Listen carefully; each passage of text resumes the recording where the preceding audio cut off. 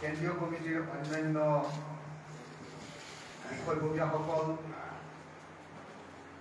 জিলা কমিটি আৰু সমষ্টি কমিটিৰ বিষয়ববীয়াসকল, ৰাইজৰ দলৰ কৰ্মীসকল আৰু আমাৰ যুৱ বলৰ আহ্বায়কসকল সকলোলৈকে শ্ৰদ্ধা নিবেদন কৰি নমস্কাৰ জনাই মই চবকে আমাৰ দলৰ স্থিতি সম্পৰ্কে, আমাৰ দলৰ বিভিন্ন বিষয়ত আমাৰ দলৰ অৱস্থান সম্পৰ্কে আৰু এই সময়ত কৰ্মীসকলৰ হ'বলগীয়া যিবিলাক বিষয়, সেই বিষয়বিলাক সম্পৰ্কত খুব চমুকে এটা দুটা মই মন্তব্য কৰিবলৈ আগবাঢ়িছোঁ। লগতে আজি এই কৰ্মী সভাত কৰ্মীসকলে যিবিলাক প্ৰশ্ন উত্থাপন কৰিছে, যিবিলাক অভিযোগ উত্থাপন কৰিছে, যিবিলাক সমস্যাৰ কথা আঙুলিয়াই দেখুৱাইছে, প্ৰত্যেকজনকে ধন্যবাদ জনাই তেখেতসকলৰ প্ৰত্যেকটো প্ৰশ্নৰ এটা এটাকৈ যাতে উত্তৰ দিব পাৰোঁ তাৰ কাৰণে চেষ্টা কৰিম।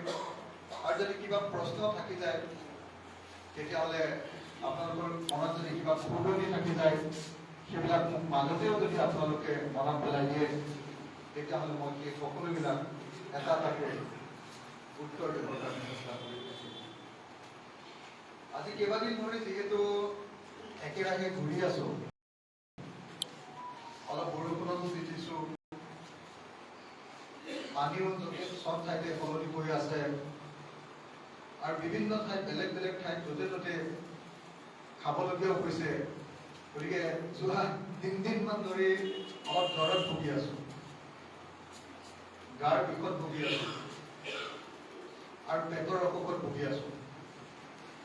গতিকে মই কথাখিনি কওঁতে অকণমান তাত প্ৰভাৱ পৰিব পাৰে, মই খুব সুন্দৰকৈ সজাই পৰাই কথাখিনি ক'ব নোৱাৰিব পাৰোঁ। গতিকে সেইবিলাক ক্ষমা প্ৰাৰ্থনা কৰিব আৰু মই এতিয়া এটা এটাকৈ মূল বিষয়বিলাকলৈ যাবলৈ চেষ্টা কৰিম। শ্ৰদ্ধেয় সতীৰ্থসকল, মই প্ৰথমতে আপোনালোকক আমাৰ দলৰ এই সংবিধানখন পঢ়ি চাবৰ কাৰণে সকলোকে অনুৰোধ জনাইছোঁ। এটা দলৰ নীতি নিয়মসমূহ লিখা থাকে দলটোৰ সংবিধানখনত। ইয়াতে লিখা আছে যে ৰাজ্যিক সভাপতিজনৰ দায়িত্ব কি। ইয়াতে লিখা আছে জিলা কমিটিখনৰ দায়িত্ব কি। ইয়াতে লিখা আছে সমষ্টি কমিটিখনৰ, আঞ্চলিক কমিটিখনৰ আৰু প্ৰাথমিক কমিটিখনৰ, গাঁও কমিটিখনৰ প্ৰত্যেকখন কমিটিৰ কোনজন মানুহৰ, সভাপতিজনৰ কি দায়িত্ব, সম্পাদক বা সাধাৰণ সম্পাদকজনৰ কি দায়িত্ব, প্ৰত্যেকটো কথা আমাৰ এই দলৰ সংবিধানখনত লিখি থোৱা হৈছে। আপোনালোকে এই সংবিধানখন সকলোৱে পাইছেনে? সংবিধানখন সকলোৱে পাইছেনে? নাই পোৱা। আৱাজটো শুনি এনেকুৱা লাগিছে যে বেছিভাগে পোৱা নাই। নাই পোৱা, নহয় জানো?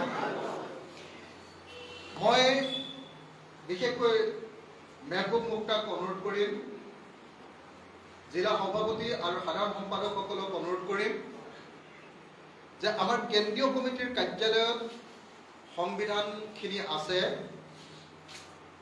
তেখেতসকলৰ দায়িত্ব হ'ল এই সংবিধানখিনি কেন্দ্ৰীয় কমিটিৰ কাৰ্যালয়ৰ পৰা আনি প্ৰত্যেকজন বিষয়ববীয়া আৰু কৰ্মীসকলৰ হাতত এই সংবিধানৰ কপি জমা দিয়া। এই সংবিধানখন নপঢ়াকে আপোনালোকে আমাৰ ৰাইজৰ দলটোক সঠিকভাৱে বুজি নাপাব। এই সংবিধানখন নপঢ়াকে আপোনালোকে দলটোত কেনেকৈ কাৰ্যকলাপ কৰিব লাগিব সেই সম্পৰ্কে আপোনালোকে উপলব্ধি নকৰিব। গতিকে এই সংবিধানখন মই সকলোকে পঢ়ি চাবৰ কাৰণে বিনম্ৰভাৱে অনুৰোধ জনাইছোঁ। দ্বিতীয়তে, আমাৰ ৰাইজৰ দলৰ আন এখন অত্যন্ত গুৰুত্বপূৰ্ণ দলিল হ'ল আমাৰ দলটোৰ কৰ্মসূচীখন। এইখনৰ নাম আমাৰ সপোনৰ অসমখন। আমাৰ সপোনৰ অসমখনত আমি অসমবাসীৰ জাতীয় কৰ্মসূচী বুলিও নাম দিছোঁ। আৰু এইখনতে আমি অসমখনক কেনেকৈ আগুৱাই লৈ যাম সেই সমস্ত কথাখিনি, কৃষি সম্পৰ্কত আমাৰ কেনেকুৱা স্থিতি হ'ব, বিদেশী সমস্যা সম্পৰ্কত আমাৰ কেনেকুৱা স্থিতি হ'ব, অসম চুক্তি সম্পৰ্কত আমাৰ কেনেকুৱা স্থিতি হ'ব, উদ্যোগ আমি কেনেকৈ প্ৰতিষ্ঠা কৰিব খোজোঁ, বেপাৰ বাণিজ্য আমি কেনেকৈ প্ৰসাৰ কৰিব খোজোঁ, শিক্ষাৰ প্ৰস্তুতক আমি কেনেকৈ উন্নতি কৰিব খোজোঁ, বিজুলীৰ প্ৰশ্নত আৰু বিজুলী উৎপাদনৰ প্ৰশ্নত আমাৰ কেনেকুৱা স্থিতি,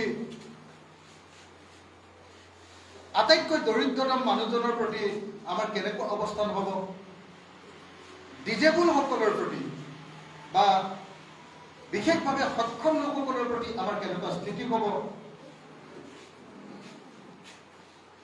অনুসূচিত জাতি মানুহৰ প্ৰতি, অনুসূচিত জনজাতি সংখ্যালঘু ৰাইজৰ প্ৰতি আমাৰ কেনেকুৱা স্থিতি, কা সম্পৰ্কত আমাৰ কেনেকুৱা স্থিতি, প্ৰত্যেকটো কথাই আমাৰ এই কৰ্মসূচীখনত এটা এটাকৈ লিখি থোৱা আছে। যদি কোনোবাই আমাৰ এই কৰ্মসূচীখন পঢ়ি চোৱা নাই, আৰু যদি সেই কোনোবাই আমাৰ এই সংবিধানখন পঢ়ি চোৱা নাই, তেতিয়াহ'লে ৰাইজৰ দলক আপোনালোকে সঠিকভাৱে উপলব্ধি কৰিব নোৱাৰে। যদি কোনোবাই এই সংবিধানখন নপঢ়াকে কেৱল ৰাইজৰ দলৰ এজন বা দুজন সদস্যৰ কাৰ্যকলাপৰ দ্বাৰা ৰাইজৰ দলটোক যদি মূল্যায়ন কৰিব খুজিছে, তেতিয়াহ'লে ৰাইজৰ দলৰ প্ৰতি তেওঁলোকে অন্যায় কৰিছে। গতিকে মই আপোনালোক সকলোকে, প্ৰত্যেকজন কৰ্মীক প্ৰথমতে আমাৰ সংবিধানখন আৰু আমাৰ কৰ্মসূচীখন কণ্ঠস্থ কৰিবৰ কাৰণে, মুখস্থ কৰি দিবৰ কাৰণে আৰু প্ৰত্যেকটো বিষয়ে বুজি পাবৰ কাৰণে মই প্ৰথমতে আপোনালোকক আহ্বান জনাইছোঁ। এতিয়া মই এটা এটাকৈ এই বিষয়বিলাকলৈ এটা এটাকৈ যাবলৈ চেষ্টা কৰিম আৰু তাৰ পাছত আমাৰ বৰ্তমান চলি থকা সমস্যাবিলাক সম্পৰ্কে, সংগঠনক বিকশিত কৰিবৰ কাৰণে ল'বলগীয়া পদক্ষেপ সম্পৰ্কে আমি এটা এটাকৈ আলোচনা কৰিম। প্ৰথমতে মই আমাৰ সংবিধান আৰু আমাৰ কৰ্মসূচীত লিখি থোৱা আমাৰ দলটোৰ লক্ষ্য আৰু উদ্দেশ্য সম্পৰ্কে দুটা চাৰিটা কথা ক'ব খুজিছোঁ। আমাৰ দলটোৰ লক্ষ্য আৰু উদ্দেশ্যৰ কথা লিখি থোৱা আছে আমাৰ সংবিধানখনত। আমাৰ কৰ্মসূচীখনতো সেই লক্ষ্য আৰু উদ্দেশ্যৰ সেই কথাকেইটা ইয়াতে উদ্ধৃত কৰা হৈছে। মই প্ৰথমতে আপোনালোকক আমাৰ দলটোৰ উদ্দেশ্য সম্পৰ্কে দুটা বা তিনিটা বাক্য গাই দিম। আমাৰ দলটোৰ উদ্দেশ্য সম্পৰ্কে দ্বিতীয় যিটো উদ্দেশ্য, তাত আমাৰ দলটোৰ উদ্দেশ্য সম্পৰ্কে কোৱা হৈছে, ভাৰতৰ সংবিধানৰ যুক্তৰাষ্ট্ৰীয় আৰ্হিক অধিক কাৰ্যক্ষম ধৰণে প্ৰয়োগ কৰা আৰু দেশখনক অধিক ফেডাৰেল ভিত্তিত গঠন কৰি ক্ষমতাৰ বিকেন্দ্ৰীকৰণৰ দিশে আগবঢ়াই নিয়াৰ বাবে সংগ্ৰাম কৰি তোলা। এই কথাকেইটাৰ যদি তাৎপৰ্য আমাৰ কৰ্মীসকলে উপলব্ধি নকৰে, তেতিয়াহ'লে আমাৰ কৰ্মীজন কেতিয়াও এজন ভাল কৰ্মী কৰি উঠিব নোৱাৰে। আমি ইয়াত দুটা শব্দ ব্যৱহাৰ কৰিছোঁ। এটা শব্দ হ'ল যুক্তৰাষ্ট্ৰীয়তাবাদ আৰু আনটো হ'ল ফেডাৰেল। আমি কৈছোঁ যে আমাৰ অসমখনক, আমাৰ ভাৰতবৰ্ষখনক আমি যুক্তৰাষ্ট্ৰীয় আৰ্হিক বা ফেডাৰেল ভিত্তিত গঠন কৰিব খোজোঁ। যুক্তৰাষ্ট্ৰীয় আৰ্হি বা ফেডাৰেল গাঁথনিনো কি? আজি বিজেপি দলে কৈছে যে এক দেশ এক ভাষা হ'ব লাগে। সেইকাৰণে অসমৰ ওপৰত অসমবাসী ৰাইজৰ ওপৰত হিন্দী ভাষা বাধ্যতামূলকভাৱে জাপি দিব খোজা কৈছে যে ভাৰতৰ একমাত্ৰ ৰাষ্ট্ৰভাষাটো হ'ব হিন্দী আৰু প্ৰত্যেকজন মানুহে হিন্দী পঢ়িব লাগে। কিন্তু আমি অসমৰ মানুহে কি ভাষাত পঢ়ো?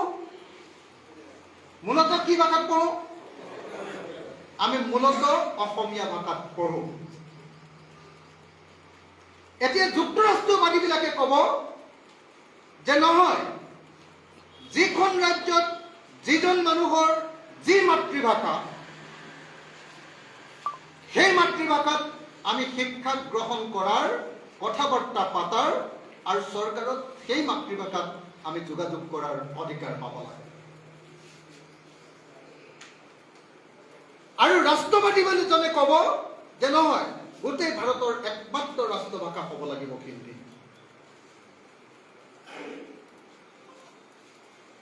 বিজেপি আৰু আমাৰ মাজত পাৰ্থক্যটো বুজি পালেনে? আমি কওঁ যে হয়, হিন্দী ভাষা আমি শিকিব খোজো, কাৰণ ভাৰতত ই এটা লিংগুৱা ফ্ৰাংকা,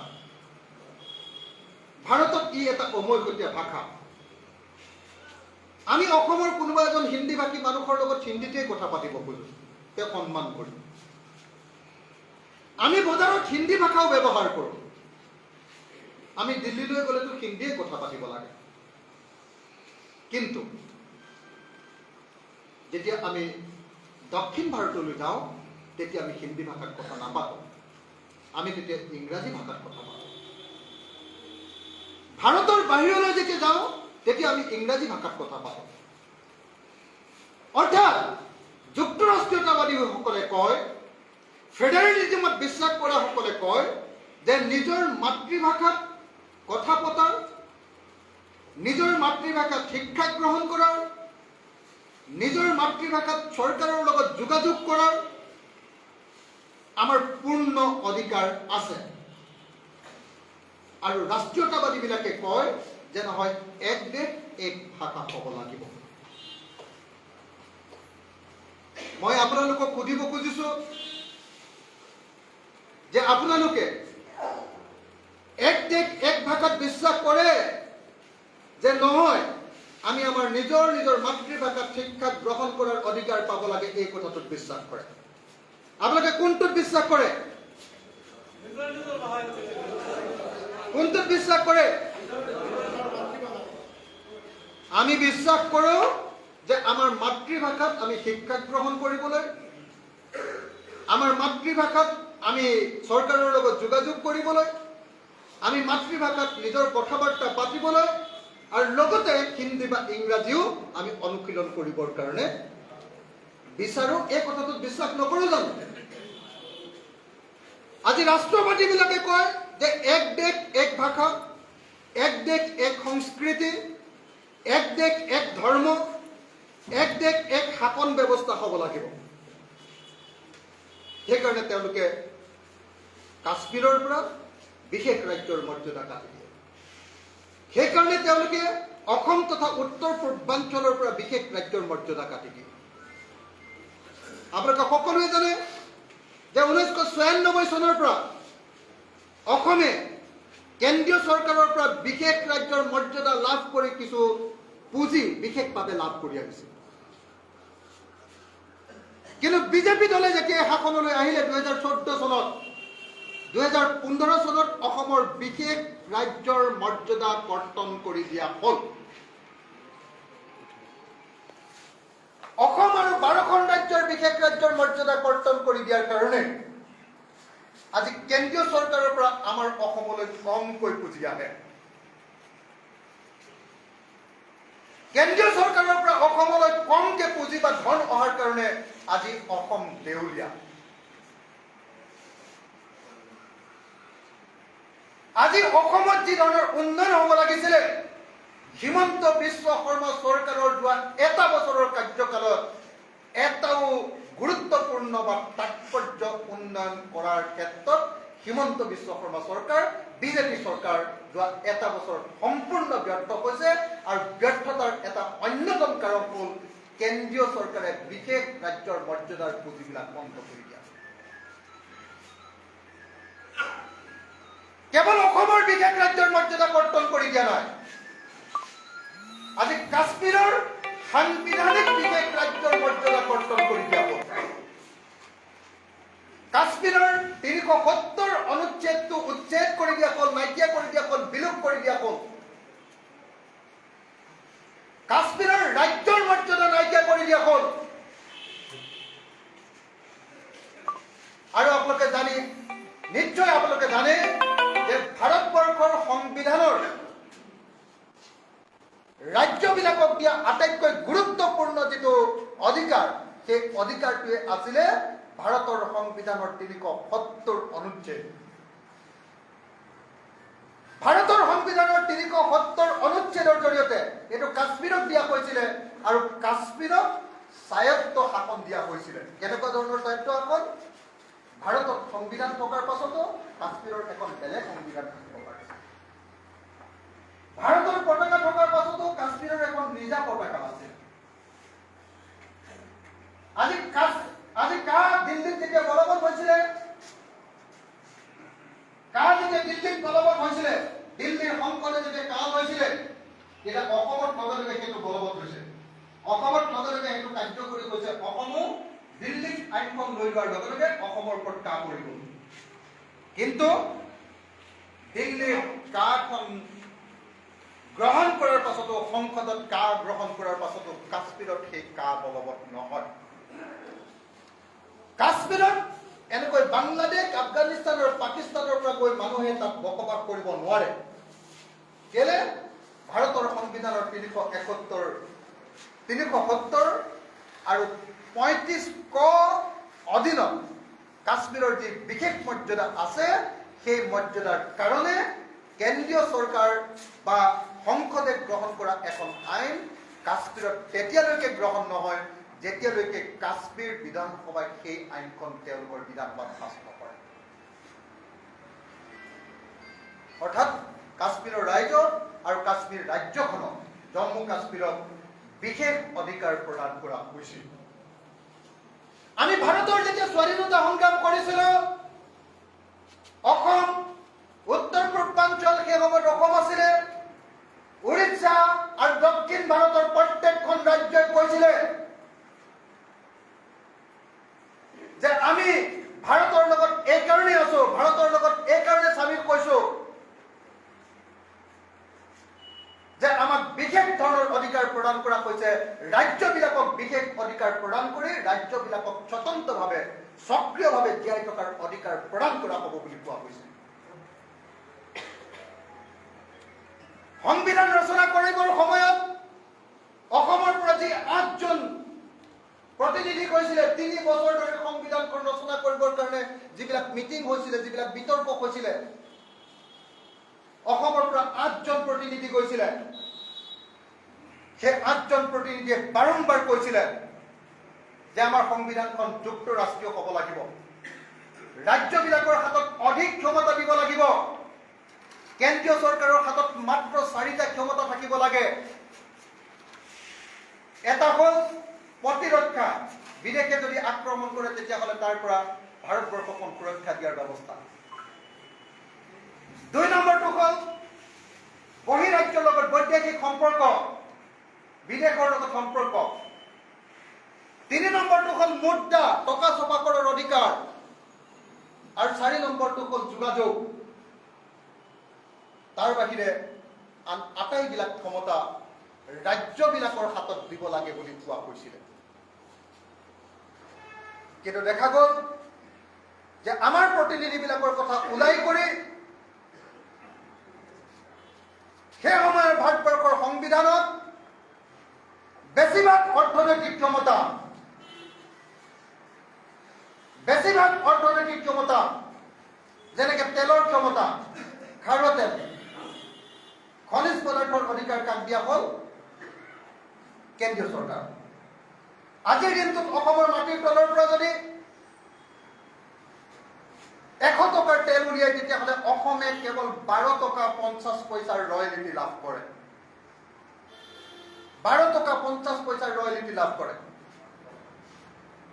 কিন্তু য'ত বিশেষ ৰাজ্য আছে, মেঘালয়ত যদি আজি ক'ৰবাত কয়লা ওলালে, মেঘালয়ত কয়লা ওলালে সেই কয়লাৰ মালিক কোনোপধ্যে কোল ইণ্ডিয়া লিমিটেড নহয়। সেই কয়লাৰ মালিক কোন হয়? কয়লাৰ মালিক হয় সেই মাটিডোখৰৰ যোন মালিক, তেওঁৱে সেই কয়লাখিনিৰো মালিক। অৰ্থাৎ য'ত বিশেষ ৰাজ্যৰ অধিকাৰ আছে, সেই বিশেষ ৰাজ্যৰ অধিকাৰপ্ৰাপ্ত ৰাজ্যবিলাকৰ ভিতৰত জনগণৰ হাতত কিছু অৰ্থনৈতিক ক্ষমতা আছে। বাকী আন ৰাজ্যবিলাকৰ ক্ষেত্ৰত, অসমৰ ক্ষেত্ৰত, অসমৰ তেল, কয়লা, চূণশিল যিয়ে নোলাওক থাকিলে এই সম্পদবিলাকৰ অধিকাৰ সম্পূৰ্ণৰূপে কেন্দ্ৰীয় চৰকাৰৰ হাতলৈ কাঢ়ি লোৱা হয়। অৰ্থাৎ ক্ষমতা কেন্দ্ৰীয় চৰকাৰৰ হাতত আৰু দায়িত্ববিলাক ৰাজ্য চৰকাৰৰ হাতত। বানপানী হ'লে তাৰ পৰা নিয়ন্ত্ৰণ কৰাৰ দায়িত্ব, খহনীয়া হ'লে তাক খৰচ কৰাৰ দায়িত্ব, শিক্ষাৰ কাৰণে খৰচ কৰাৰ দায়িত্ব, স্বাস্থ্যৰ কাৰণে খৰচ কৰাৰ দায়িত্ব, এইবিলাক ৰাজ্য চৰকাৰৰ হাতত দিয়া হ'ল। আৰু সম্পত্তিবিলাকৰ মালিক কেন্দ্ৰীয় চৰকাৰৰ হাতত দি দিয়া হ'ল। এতিয়া যুক্তৰাষ্ট্ৰীয়বাদীসকলে, আমাৰ নিচিনাকে যিবিলাকে আমি ফেডাৰেলিজমত বিশ্বাস কৰোঁ, সেইসকলে কওঁ যে ভাৰতৰ সংবিধানত যিবিলাক অধিকাৰ ৰাজ্যবিলাকৰ হাতত দিয়া হৈছে, সেই অধিকাৰ কেন্দ্ৰীয় চৰকাৰে নতুনকৈ কাঢ়ি ল'ব নালাগে। এক নম্বৰ, যেনেকে ধৰক ভাৰতৰ সংবিধানত পানীৰ অধিকাৰ ৰাজ্য চৰকাৰবিলাকৰ হাতত দিয়া হৈছিলে, কিন্তু 2003 চনত যেতিয়া কেন্দ্ৰত বিজেপিৰ চৰকাৰ আহিলে, যিহেতু তেওঁলোকে এক দেশ এক শাসন ব্যৱস্থাৰ কথা মানি লয়, এক দেশ গোটেই সম্পদৰ ওপৰত অধিকাৰ দেশৰ কেন্দ্ৰীয় চৰকাৰৰ হাতত লৈ যোৱাটো বিচাৰে, গতিকে আগতে যেতিয়া পানীৰ অধিকাৰ আমাৰ হাতত আছিলে, বানপানী হ'লে নিয়ন্ত্ৰণ কৰাৰ দায়িত্ব আমাৰ হাতত আছিলে, কিন্তু পানীৰ পৰা যেতিয়া নদী বান্ধ বনাব পৰা হৈ গ'ল, টকা আহিব পৰা হৈ গ'ল, পানী বিক্ৰী কৰিব পৰা হৈ গ'ল, তেতিয়া কি কৰিলে যে নেশ্যনেল ৱাটাৰ পলিচি বনাই আমাৰ পানীৰ অধিকাৰ কেন্দ্ৰীয় চৰকাৰৰ হাতলৈ গৈছে। আনহাতে ইণ্টাৰষ্টেট ৰিভাৰৰ নামত এখন নদীৰ বিভিন্ন ৰাজ্যৰ মাজেদি পাৰ হৈ যোৱাৰ নামত নদী বান্ধ বনোৱাৰ ক্ষেত্ৰতো ৰাজ্য চৰকাৰক কেৱল অৰ্নামেণ্টেল ক্ষমতা দিয়া হ'ল, আলংকাৰিক ক্ষমতা দিয়া হ'ল, সমস্ত ক্ষমতা কেন্দ্ৰীয় চৰকাৰৰ হাতত কাঢ়ি লৈ নদী বান্ধ বনাবলৈ দিব নে নিদিয়ে সেই সিদ্ধান্ত সম্পূৰ্ণৰূপে কেন্দ্ৰীয় চৰকাৰৰ হাতলৈ কাঢ়ি লৈ যোৱা হ'ল। আনকি ফৰেষ্টবিলাকৰ ক্ষেত্ৰতো 1980 চন পৰ্যন্ত বনাঞ্চলবিলাকৰ পূৰ্ণ অধিকাৰ কেন্দ্ৰীয় ৰাজ্য চৰকাৰৰ হাতত আছিলে, কিন্তু 1980 চনত ফৰেষ্ট কনজাৰভেশ্যন এক্ট তৈয়াৰ কৰি বনাঞ্চলত হাবিৰ দায়িত্ব ৰাজ্য চৰকাৰৰ হাতত দি বনাঞ্চলৰ মাটিৰ অধিকাৰ কেন্দ্ৰীয় চৰকাৰৰ হাতলৈ কাঢ়ি লৈ যোৱা হ'ল। এই যে ৰাজ্যৰ অধিকাৰবিলাক কেন্দ্ৰীয় চৰকাৰৰ হাতলৈ কাঢ়ি নিয়া হৈছে, আৰু বিশেষভাৱে নৰেন্দ্ৰ মোদীৰ শাসনকালত আমাৰ কৰ লোৱাৰ অধিকাৰ সম্পূৰ্ণৰূপে কাঢ়ি লৈ যোৱা হ'ল GSTৰ জৰিয়তে। আগতে আমাৰ ৰাজ্যলৈ যদি কিবা এটা বস্তু আহে, আমাৰ ৰাজ্যত যদি কিবা এটা বস্তু উৎপাদন কৰে, তেতিয়াহ'লে তাৰ ওপৰত ৰাজ্য চৰকাৰে কৰ আৰোপ কৰে। এতিয়া কেন্দ্ৰীয় চৰকাৰে কৰ আৰোপৰ পূৰ্ণ ক্ষমতা কেন্দ্ৰীয় চৰকাৰৰ হাতলৈ লৈ ল'লে, তাৰ নামটো হ'ল GST। GST আইন প্ৰৱৰ্তন কৰি ৰাজ্য চৰকাৰৰ কৰ গ্ৰহণ কৰাৰ ক্ষমতা সম্পূৰ্ণৰূপে কাঢ়ি লোৱা হ'ল। কেন্দ্ৰীয় চৰকাৰে এতিয়া GST আইন প্ৰৱৰ্তন কৰিলে আৰু ৰাজ্য চৰকাৰৰ পৰা কৰ গ্ৰহণ কৰাৰ ক্ষমতা কাঢ়ি লৈ এতিয়া ৰাজ্যবিলাকক আকৌ কেন্দ্ৰৰ ওপৰত সম্পূৰ্ণৰূপে নিৰ্ভৰশীল কৰি দিয়া হ'ল। মই ৰাইজৰ দলৰ প্ৰত্যেকজন কৰ্মীক এই কথাটো জনাব খুজিছো যে এনেকৈ কেন্দ্ৰীয় চৰকাৰবিলাকে আৰু বিশেষভাৱে বিজেপিৰ কেন্দ্ৰীয় চৰকাৰে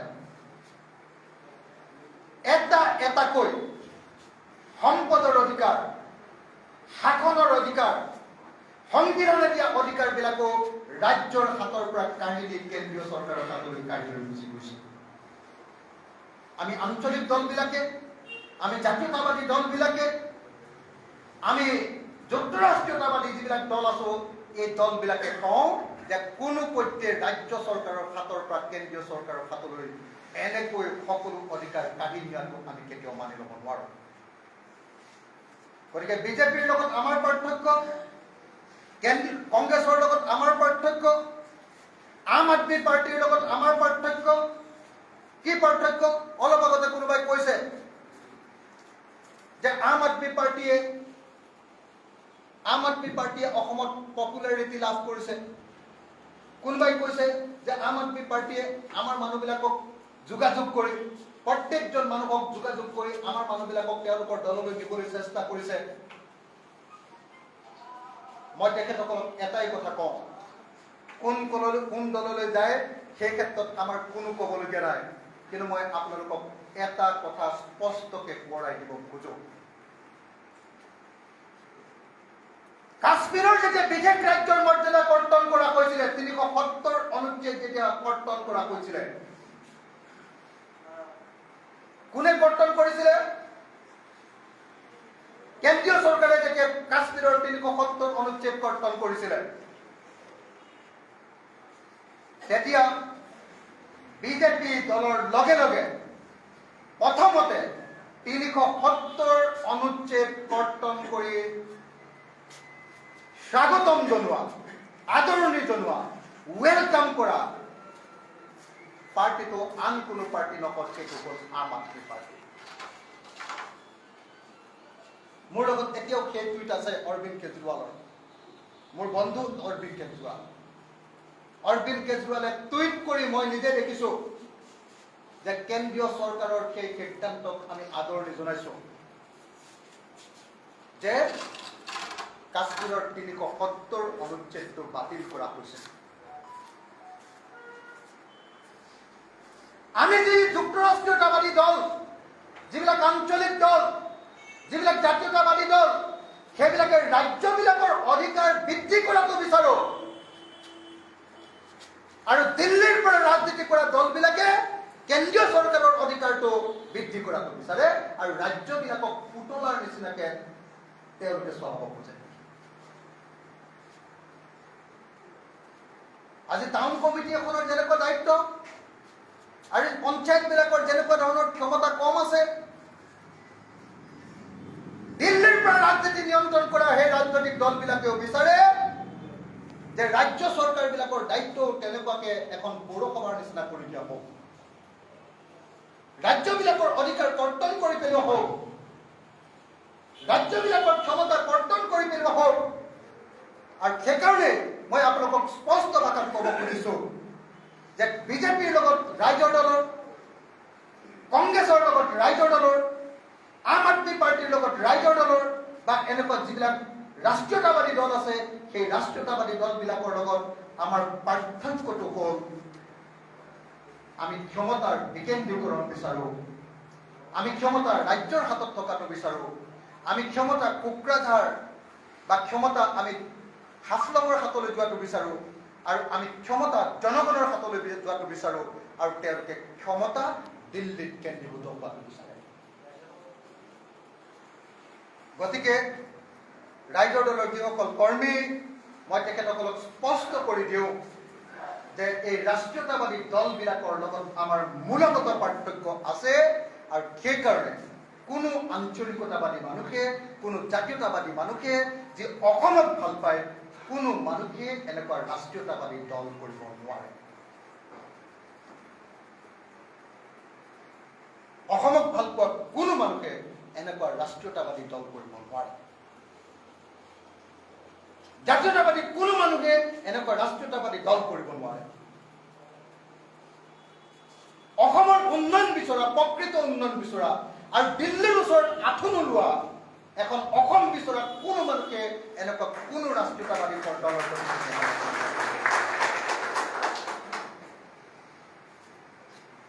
আজি আপোনালোকে আম আদমি পাৰ্টিৰ কথা কৈছে, মই আপোনালোকক ক'ব খোজো, মই কেইদিনমানৰ আগতে ছচিয়েল মিডিয়াত দেখিলো, তাত এখন নিউজ পেপাৰত দেখিলো যে কাশ্মীৰত আম আদমি পাৰ্টিৰ লগত এটা দল চামিল হৈছে, এটা সৰু দল এটা চামিল হৈছে। কোনটো দল চামিল হৈছে? যিটো ৰাজনৈতিক দলে যোৱা সময়খিনিত কাশ্মীৰৰ 370 অনুচ্ছেদ বাতিল কৰিব লাগে বুলি আন্দোলন কৰি আছিল। তাৰ মানে কি? তাৰ মানে কাশ্মীৰৰ অৰ্থাৎ ৰাজ্যৰ অধিকাৰ কৰ্তন কৰি সেই অধিকাৰ কেন্দ্ৰীয় চৰকাৰৰ হাতত দি দিব লাগে বুলি যি দলে কৈ আছিলে, অৰ্থাৎ ক্ষমতাৰ কেন্দ্ৰীকৰণ কৰিব লাগে বুলি, দিল্লীৰ হাতত কাশ্মীৰখন দি দিব লাগে বুলি যিবিলাকে কৈ আছিলে, তেওঁলোকে গৈ এতিয়া তেওঁলোকক লগত লৈ এতিয়া আম আদমি পাৰ্টীয়ে কাশ্মীৰৰ কাম কৰিব খুজিছে।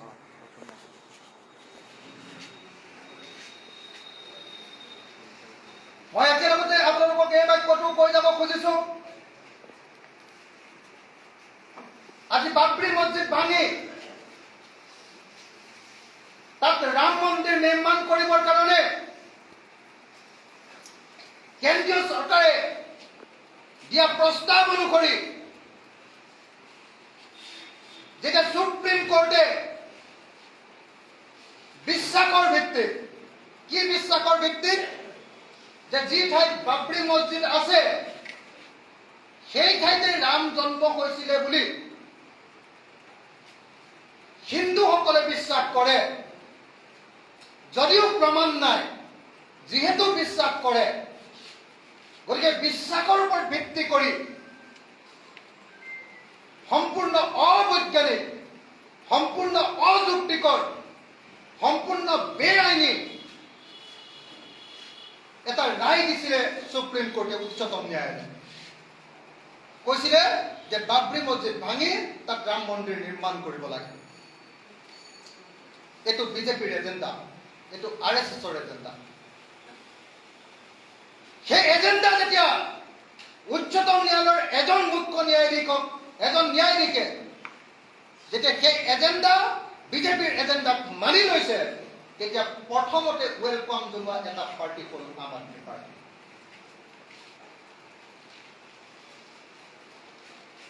গতিকে মই আপোনালোকক অতি স্পষ্ট কৰি দিব খোজো, আমাৰ কৰ্মীসকলক, মই এই কথা বাহিৰত কেতিয়াও নকওঁ, আম আদমি পাৰ্টিৰ প্ৰতি আমাৰ শুভেচ্ছা আছে। তেওঁলোকে কাম কৰক, আমাৰ ক'বলগীয়া একো নাই।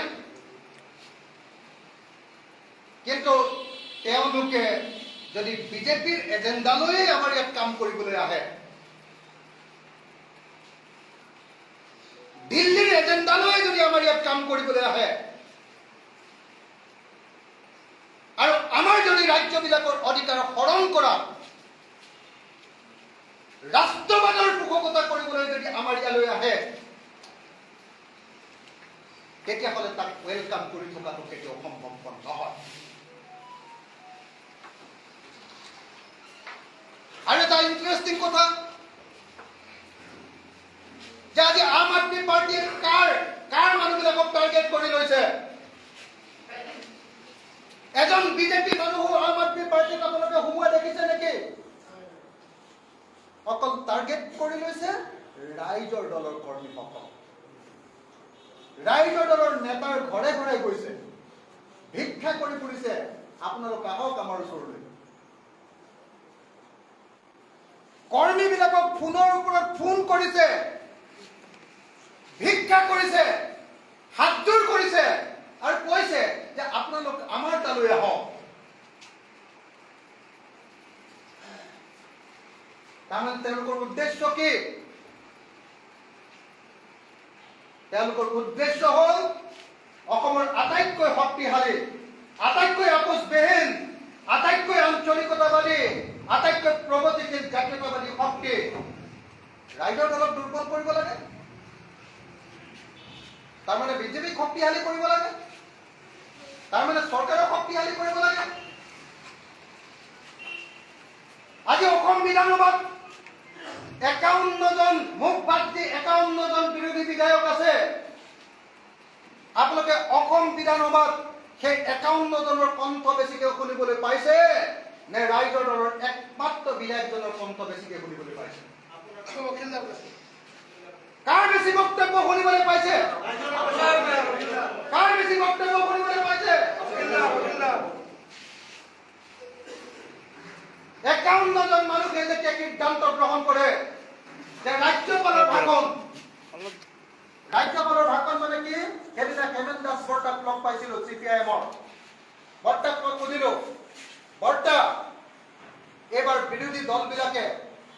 ৰাজ্যপালৰ ভাষণৰ সময়ত মনে মনে থাকি চৰকাৰে অনুৰোধ কৰিছিলে, মনে মনে থাকি তেওঁলোকৰ ৰাজ্যপালৰ ভাষণ শুনিলে।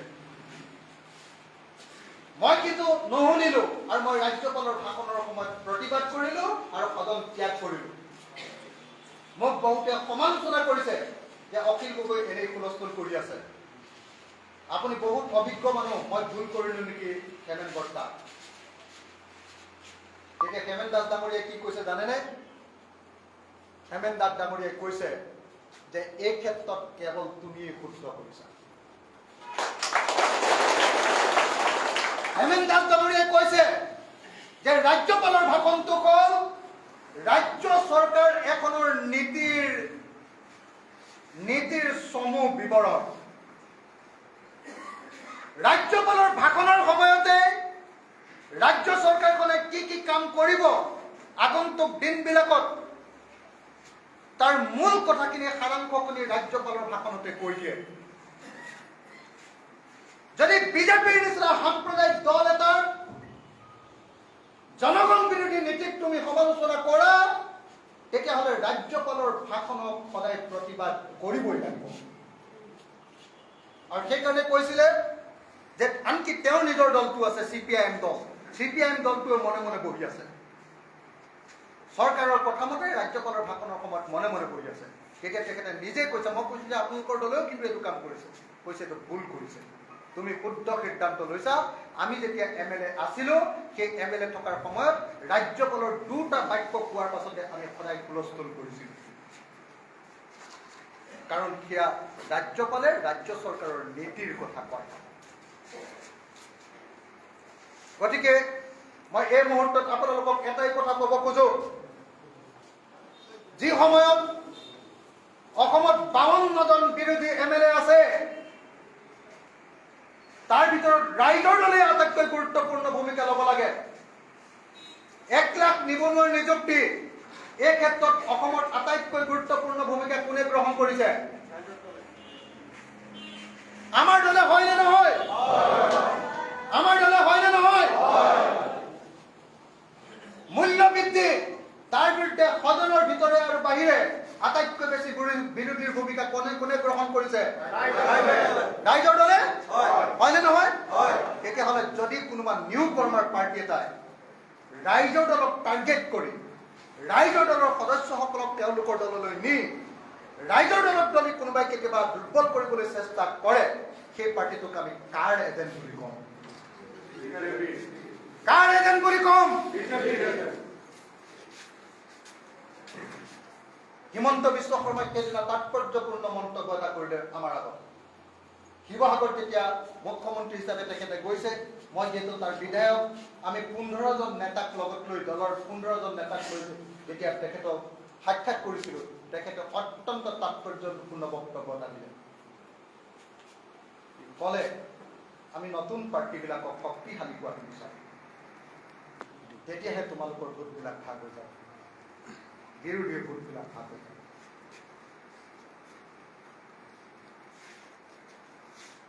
গতিকে সকলোৱে সাৱধানে থাকিব, সকলোৱে সচেতন হৈ থাকিব।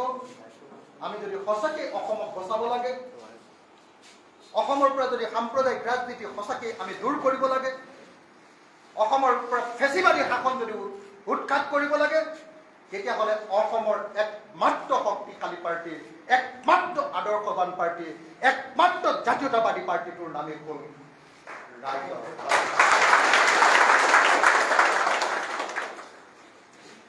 আজি ৰাইজৰ দলে, মই আৰু এটা কথা কওঁ, আজি ৰাইজৰ দলে সকলোৱে কৈ থাকে, আজি ৰাইজৰ দলে বেলেগ, আমি চেলেঞ্জ কৰোঁ, মই আপোনালোকক এই কৰ্মসূচীখন সদায় পঢ়ি চাবলৈ কওঁ, এই কৰ্মসূচীখন আপোনালোকক মই সদায় পঢ়ি চাবলৈ কওঁ, বাৰম্বাৰ কৈ আছো যে এই কৰ্মসূচীখন পঢ়ি চাওঁ, আৰু বাকী সকলো দলৰ কৰ্মসূচীখন পঢ়ি চাওঁ।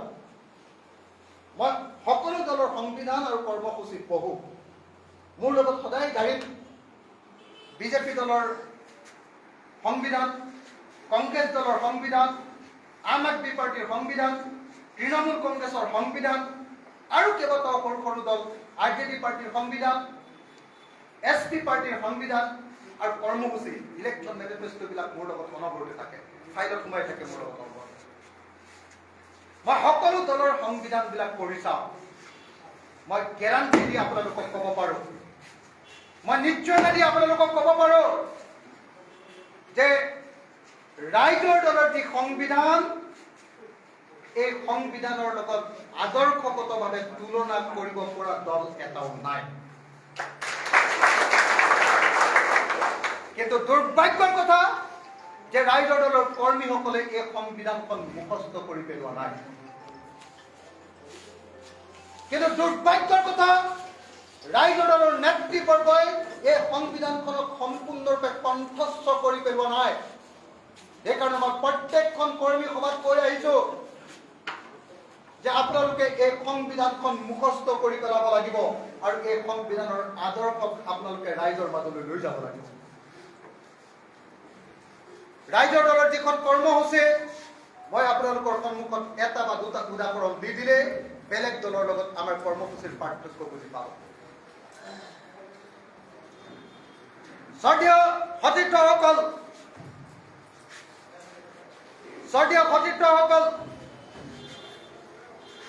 মই আপোনালোকক এটা কথা ক'ব খোজো। আজি হিমন্ত বিশ্ব শৰ্মা চৰকাৰে কৈ আছে যে অসমখনক তেওঁলোকে ভাৰতবৰ্ষৰ ভিতৰত 1 নম্বৰ ৰাজ্য কৰিব। আজি কেন্দ্ৰীয় চৰকাৰে কৈ আছে যে ভাৰতবৰ্ষখনক তেওঁলোকে পৃথিৱীৰ ভিতৰত 1 নম্বৰ ৰাজ্য, 1 নম্বৰ দেশ কৰিব। কিন্তু আমি দেখিবলৈ পাইছো নৰেন্দ্ৰ মোদীৰ শাসনকালত ভাৰতবৰ্ষখন পৃথিৱীৰ কোন ক্ষেত্ৰত 1 নম্বৰ দেশ হৈছে?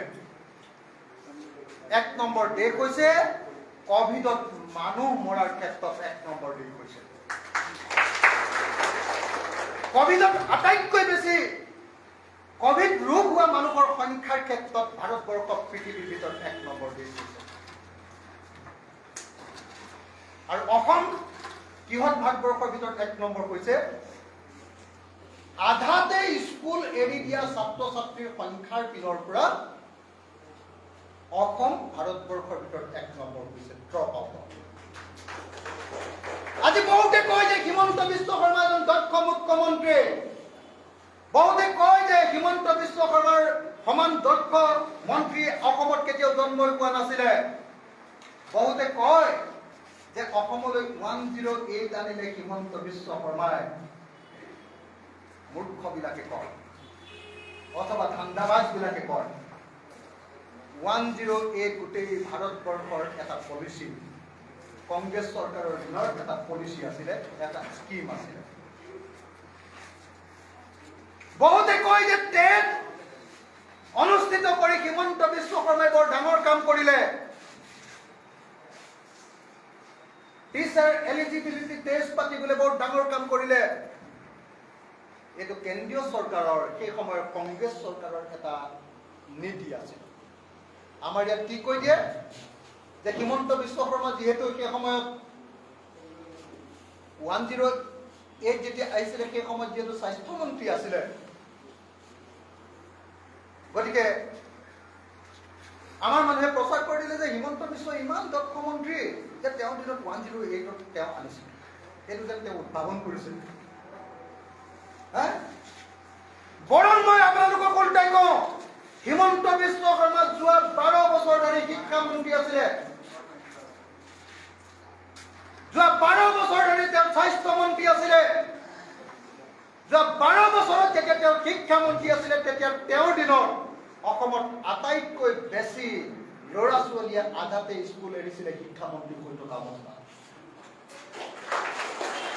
তেওঁ যেতিয়া স্বাস্থ্যমন্ত্ৰী কৈ আছে, তেওঁৰ দিনতে ভাৰতবৰ্ষৰ ভিতৰত অসমে 1 নম্বৰ ৰাজ্য, যিখন ৰাজ্যত সন্তান জন্ম দিওঁতে মাতৃ আটাইতকৈ বেছিকে মৃত্যু ঘটে। প্ৰসূতি মৃত্যুৰ হাৰৰ ক্ষেত্ৰত অসম ভাৰতবৰ্ষৰ ভিতৰত আজিৰ দিনটোতো 1 নম্বৰ। আৰু বাচ্চা জন্ম যেতিয়া হয়, সৰু শিশু ইনফেন্ট মৰ্টেলিটি ৰেটৰ ক্ষেত্ৰত ভাৰতবৰ্ষৰ ভিতৰত আজিৰ দিনটোত অসম ভাৰতবৰ্ষৰ ভিতৰত 3য়। হিমন্ত বিশ্ব শৰ্মাৰ দক্ষতা কেতুৱে হিমন্ত বিশ্ব শৰ্মাৰ যোগ্যতা কেতুৱে যে তেওঁ স্বাস্থ্য ক্ষেত্ৰত অসমক ভাৰতৰ ভিতৰত আটাইতকৈ তলত ৰাখিছে তেওঁ শিক্ষাৰ ক্ষেত্ৰত অসমক ভাৰতবৰ্ষৰ ভিতৰত সকলোতকৈ তলত ৰাখিছে আজি অসমৰ এখন এখনকৈ স্কুল আপোনালোকে চাওক অসমৰ 80% চৰকাৰী স্কুলত এতিয়া 80% চৰকাৰী স্কুলত এতিয়া বৰষুণ পৰে 80% চৰকাৰী স্কুল এতিয়া ভাগু ভাগু অৱস্থাত আছে বহু স্কুলত এজনীয়া শিক্ষক আছে এখন এলপি স্কুলত 5 জন শিক্ষক আছে 5টা ক্লাছ আছে এখন এলপি স্কুলত 5টা ক্লাছ আছে কিন্তু শিক্ষক আছে ক'ৰবাত এজন ক'ৰবাত দুজন শিক্ষকে 5টা ক্লাছ চলোৱাটো সম্ভৱপৰ হ'ব তাকো যিকেইজন শিক্ষক আছে তাৰে এজন আকৌ অনবৰতে এদিন এনআৰচিত যাব লাগে এদিন আপোনাৰ কি কয় আধাৰ কাৰ্ডৰ কামত যাব লাগে নহয় এনআৰচি ডিউটিত যাব লাগে ইলেকশ্যন ডিউটিত যাব লাগে অনেক কাম শিক্ষকসকলৰ ওপৰত জাপি দি শিক্ষকসকলক এটা যন্ত্ৰত পৰিণত কৰি পেলোৱা মই সেইকাৰণে আপোনালোকক স্পষ্টকৈ ক'ব খুজিছো যে বিজেপি চৰকাৰে যিমানে ডাঙৰ কথা নকওক লাগিলে বিজেপি চৰকাৰৰ দিনতে অসমত আটাইতকৈ বেছি বিদ্যালয় বন্ধ হৈ গৈছে মই যিখন বিদ্যালয়ত পঢ়িছিলো লুকুৰাকম প্ৰাথমিক বিদ্যালয় য'ৰ পৰা মই এলপি বৃত্তি পাইছিলো জিলাখনৰ ভিতৰতে মই নাম কৰিছিলো সেই লুকুৰাকম প্ৰাথমিক বিদ্যালয়খন এতিয়া বন্ধ হৈ গ'ল সেইখন এতিয়া নাই আপোনালোকে চাওক যে বেছিভাগ ঠাইতে 3খন স্কুলৰ ঠাইত এখন কৰা হৈছে 2খন স্কুলক জাপি দি মাৰ্জাৰ বা এমালগেমেট কৰি এখন কৰা হৈছে সেইদিনা শিক্ষামন্ত্ৰীক যেতিয়া মই ক'লো ডাক্তৰ ৰনোজ পেগু ডাঙৰীয়াক মোৰ পুৰণি চিনাকি একেলগতে সংগঠন কৰা মানুহ ৰনোজ দা আমাৰ মোৰ সমষ্টিটোৰ গোটেইবিলাক স্কুলৰ অৱস্থা বেয়া আন্তঃগাঁথনিৰ কাৰণে পইচা দিয়ক স্কুলবিলাক বনাই দিয়ক আৰু শিক্ষক নিযুক্তি দিয়ক মই আপোনাক বাৰম্বাৰ মেমৰেণ্ডাম দি আছো আপুনি একো কৰা নাই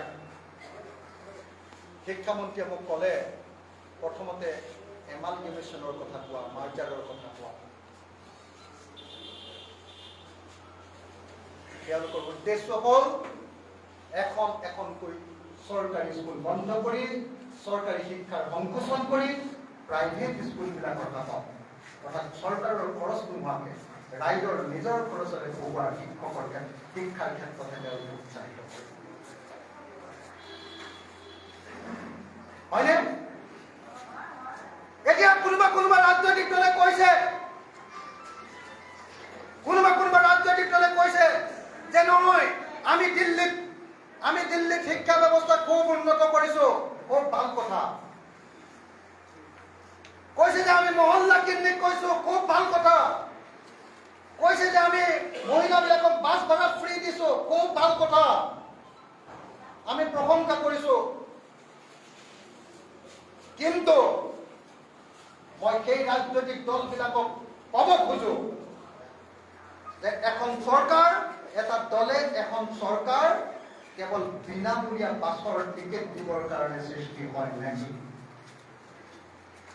মই তেওঁলোকক সুধিব খুজিছো অকল গভৰ্ণেন্সৰ কাৰণে কেৱল এখন গভৰ্ণেন্সৰ কাৰণে এখন চৰকাৰ তৈয়াৰ কৰা হয় নেকি মই সুধিব খুজিছো যে অসমৰ বিশেষ ৰাজ্যৰ যে মৰ্যাদা কৰ্তন কৰা হ'ল তেতিয়াহ'লে সেই ৰাজনৈতিক দলবিলাক তেতিয়া ক'ত হৈ আছিলে অসমৰ ওপৰত যেতিয়া কা জাপি দিয়া হৈছিলে তেতিয়া সেই ৰাজনৈতিক দলবিলাক ক'ত হৈ আছিলে অসমৰ বিশেষ ৰাজ্যৰ মৰ্যাদা কৰ্তন কৰি দিয়াৰ সময়ত এই বিষয়টোক লৈ একমাত্ৰ হুলস্থুল কৰা, একমাত্ৰ দাবী উত্থাপন কৰা, একমাত্ৰ প্ৰতিবাদ সাব্যস্ত কৰা সংগঠনটোৱে হ'ল অসমৰ আপোচবিহীন জাতীয় সংগঠন কৃষক মুক্তি সংগ্ৰাম সমিতি। এতিয়া মই সেই সমিতিৰ সভাপতি আছো। মই আৰু এটা কথা আপোনালোকক ক'ব খোজো, আজি বিজেপি দলে কয় যে অসমখন ভাৰতৰ ভিতৰত 1 নম্বৰ কৰি দিম। মই তেওঁলোকক ক'ব খুজিছো, অসমখন ভাৰতক 1 নম্বৰ কৰি দিম বুলি যেতিয়া কয়, তেতিয়া তেওঁলোকে কি কয়, কেনেকে কয়? কয় যে অসমক ভাৰতবৰ্ষৰ 1 নম্বৰ ৰাজ্য কৰিবৰ কাৰণে তেওঁলোকে উদ্যোগীকৰণ কৰিব। কেনেকৈ উদ্যোগীকৰণ কৰিব? চৰকাৰে উদ্যোগ নবনায়। কেনেকৈ উদ্যোগ কৰিব? যে আমাৰ চৰকাৰী উদ্যোগবিলাক এটা এটাকে বন্ধ হৈ গৈছে। নগাঁও কাগজ কল, কাছাৰ কাগজ কল এটা এটাকে এই চৰকাৰে বন্ধ কৰিছে। বন্ধ কৰি কি কৰিছে? কৈছে যে বাহিৰৰ উদ্যোগপতিক আমি ইয়াত উদ্যোগ প্ৰতিষ্ঠা কৰি অসমৰ মানুহক চাকৰি দি অসমখন ভাৰতৰ 1 নম্বৰ ৰাজ্য। আপোনালোকে ভাবেনে যে বাহিৰৰ পৰা এটা কোম্পানী আহি আমাৰ অসমখন ভাৰতৰ 1 নম্বৰ ৰাজ্য কৰি দিব পাৰিব নেকি? কোনো পধ্যে নোৱাৰে। শ্ৰদ্ধাৰ কৰ্মীসকল, শ্ৰদ্ধাৰ সতীৰ্থসকল, মই এটা উদাহৰণ দিওঁ। টপচেম চিমেণ্ট, ষ্টাৰ চিমেণ্ট, অসমৰ আটাইতকৈ ডাঙৰ উদ্যোগকেইটাই হ'ল এতিয়া এই চিমেণ্ট কোম্পানীকেইটা, ব্যক্তিগত উদ্যোগ। মই টপচেম চিমেণ্ট আৰু ষ্টাৰ চিমেণ্টৰ ওপৰত RTI কৰিছিলো। আৰু RTI কৰি সুধিছিলো যে তাত কেইজন কৰ্মচাৰী আছে, কিমান টকা তাত ইনভেষ্ট কৰা হৈছে, আৰু ৰাজ্য চৰকাৰৰ পৰা কিমান টকা তেওঁলোকে সাবসিডি লাভ কৰিছে, আৰু তাৰ ভিতৰত কেইজন অসমৰ স্থানীয় কৰ্মচাৰী। টপচেম চিমেণ্টত অসমৰ কেৱল 40 জন, মাত্ৰ 40 জন স্থানীয় বনুৱা আছে, বনুৱা লেবাৰ তাত কাম পাইছে। মেনেজমেণ্টত কোনো অসমীয়া মানুহ নাই, বাহিৰৰ মানুহ। টপচেম চিমেণ্ট, টপচেম চিমেণ্টে খৰচ কৰিছে সৰ্বমুঠ গোটেই ইণ্ডাষ্ট্ৰীটো বনাবৰ কাৰণে 100 কোটি টকা। আৰু এবছৰত ৰাজ্য চৰকাৰ, অসম চৰকাৰৰ পৰা সাবসিডি বিনামূলীয়াকে পইচা ৰাজসাহায্য লাভ কৰিছে 125 কোটি টকা। বুজিলে নে অংকটো? বুজিলে নে? কি বুজিলে অংকটো? আৰে ভাই, যিমান গোটেই ইণ্ডাষ্ট্ৰীটোৰ দাম যিমান 100 কোটি টকা এবছৰত, তাৰ পাছৰ বছৰবিলাকত কিমান পাই আছে নাজানো, এবছৰত ৰাজসাহায্য পাইছে 125 কোটি টকা কেন্দ্ৰ আৰু ৰাজ্য চৰকাৰৰ পৰা। আৰু চাকৰি দিছে কিমান? 40 জন, তাকো লেবাৰ। 125 কোটি টকা দি 100 কোটি টকীয়া প্ৰজেক্টটোক আমি এবছৰত 125 কোটি টকা দি দিলো। 125 কোটি টকা যদি সেই 40 জনক দি দিলেহেঁতেন, এজনে কেই কোটি পালেহেঁতেন? এজনে অতি কমেও 3 কোটিকে পালেহেঁতেন। 3 কোটিকে যদি এজন অসমীয়া ল'ৰাই যদি পইচা পালেহেঁতেন, এটা এটা ইণ্ডাষ্ট্ৰী ঘৰত বনাই ল'ব পাৰিলেহেঁতেন। এটা এটা ইণ্ডাষ্ট্ৰী ইণ্ডাষ্ট্ৰীত কমেও 50 জন মানুহক চাকৰি দিব পাৰিলেহেঁতেন, আৰু 40 জনে কমেও 2000 মানুহক চাকৰি দিব পাৰিলেহেঁতেন। অংকটো বুজি পাইছেনে? গতিকে যি চৰকাৰে কয় যে আমি উদ্যোগ প্ৰতিষ্ঠা কৰি, কি উদ্যোগ? ব্যক্তিগত কোম্পানীৰ উদ্যোগ প্ৰতিষ্ঠা কৰি বাহিৰৰ পৰা পুঁজি আনি আমি অসমক ধনী কৰি দিম, অসমক ভাৰতবৰ্ষৰ 1 নম্বৰ ৰাজ্য কৰি দিম, সেই ৰাষ্ট্ৰবাদী পাৰ্টীয়ে কেতিয়াও অসমৰ প্ৰকৃত উন্নতি কৰিব পাৰে। তাৰ বিপৰীতে অন্য কোনোবা ৰাজনৈতিক দলৰ কিবা বিকল্প আৰ্জি আছে নেকি? মই সকলোৰে কৰ্মসূচী পঢ়ি চাইছো, বিজেপিৰ কৰ্মসূচী পঢ়ি চাইছো, কংগ্ৰেছৰ কৰ্মসূচী পঢ়ি চাইছো, অসম গণ পৰিষদৰ কৰ্মসূচী পঢ়ি চাইছো, তৃণমূল কংগ্ৰেছৰ কৰ্মসূচী পঢ়ি চাইছো, CPIMৰ কৰ্মসূচী পঢ়ি চাইছো, আম আদমি পাৰ্টিৰ কৰ্মসূচী পঢ়ি চাইছো, প্ৰত্যেকটো দলৰ অসমৰ আন আঞ্চলিক দলবিলাকৰ কৰ্মসূচী পঢ়ি চাইছো। কাৰো কৰ্মসূচীত অসমখনক কেনেকৈ বিকশিত কৰিব তাৰ কোনো মডেল নাই। কিন্তু মই আপোনালোকক বুকু ডাঠ কৰি এই কথা কৈছো যে আপোনালোকে আমাৰ কৰ্মসূচীখন পঢ়ি চাওক। আমাৰ সপোনৰ অসমখন, এই কৰ্মসূচীত অসমখন কেনেকৈ পৰিৱৰ্তন কৰি তাৰ স্পষ্ট ভাষাত আমি তাৰ মডেল তৈয়াৰ কৰি দিছো। আমি তাৰ মডেল তৈয়াৰ কৰি দিছো। আমি কি মডেল তৈয়াৰ কৰি দিছো? আমি কৈছো যে অসমক পৰিৱৰ্তন কৰিবৰ কাৰণে আমি 6টা কাম কৰিম। 6টা কাম। অসমখন ভাৰতৰ ভিতৰত 1 নম্বৰ ৰাজ্য নহলেও অসমখন ভাৰতৰ ভিতৰতে এখন ধনী আৰু প্ৰত্যেকজন অসমীয়া ধনী হোৱাকৈ ৰাজ্য কৰিবৰ কাৰণে আমি 6টা কাম কৰিম। আৰু এই 6টা কামৰ জৰিয়তে অসমৰ এজনো ল'ৰাক আমি কেৰেলাত গৈ চিকিউৰিটি গাৰ্ড কৰিব নোৱাৰাৰ ব্যৱস্থা কৰা। আজি বিজেপি চৰকাৰৰ দিনত আটাইতকৈ ডাঙৰ অৰ্থনৈতিক বৈশিষ্ট্যটো কি? আজি বিজেপি চৰকাৰৰ দিনত আটাইতকৈ ডাঙৰ অৰ্থনৈতিক বৈশিষ্ট্যটো হ'ল যে প্ৰত্যেকখন গাঁও আৰু বাগানৰ পৰা 50 জনৰ পৰা 100 জন ল'ৰা কেৰেলাত কাম কৰিবলৈ যাবলগীয়া হৈছে। হৈছে নে নাই? হৈছে। আপোনালোকৰ ইয়াত কৈছে নে নাই? কৈছে। বেছিভাগ যুৱক যুৱতী, কৰ্মৰত যুৱক যুৱতী এতিয়া গাঁৱত পাবলৈ নাই, হয়নে? চব মানুহবিলাক গৈ বাহিৰত কাম কৰিবলৈ গুচি গৈছে। মোৰ অলপ বেছি দীঘলীয়া হৈছে নেকি? আমনি হৈছে নেকি? মই সাংগঠনিক কথাবিলাকলৈ আহিম। কিন্তু মই ভাবো যে যিহেতু নগাঁওখন এখন অত্যন্ত গুৰুত্বপূৰ্ণ জিলা আৰু ইয়াত আমাৰ কৰ্মীসকল গোট খাইছে, কৰ্মীসকলে উৎসাহেৰে ইয়াত অংশগ্ৰহণ কৰিছে। গতিকে আমি আমাৰ দলৰ সংবিধান আৰু কৰ্মসূচী সম্পৰ্কে কিছু কথা অন্তত জানি লোৱা দৰকাৰ যে বেলেগ পাৰ্টিতকৈ আমি কিয় ৰাইজৰ দল পৃথক, কিয় ৰাইজৰ দলৰ এজন কৰ্মী ৰাইজৰ দলৰ পৰা আঁতৰি যাব নোৱাৰে, কিয় ৰাইজৰ দলৰ পৰা আঁতৰি গলে সেই মানুহজনে আদৰ্শপুষ্ট হ'ব লাগিব, কিয় ৰাইজৰ দলৰ পৰা আঁতৰি যোৱা মানে তেওঁ জাতীয় প্ৰশ্নক আপোচ কৰি তেওঁ অসমৰ বিপৰীতে যোৱাটো বুজায়। মই এতিয়া আপোনালোকক ক'ব খুজিছো 6টা কথা ক'ব খুজিছো, চমুকে এক লাইনকে। শ্ৰদ্ধেয় ৰাইজ, আমি অসমখন বনাবৰ কাৰণে 6টা কাম কৰিম বুলি কৈছো।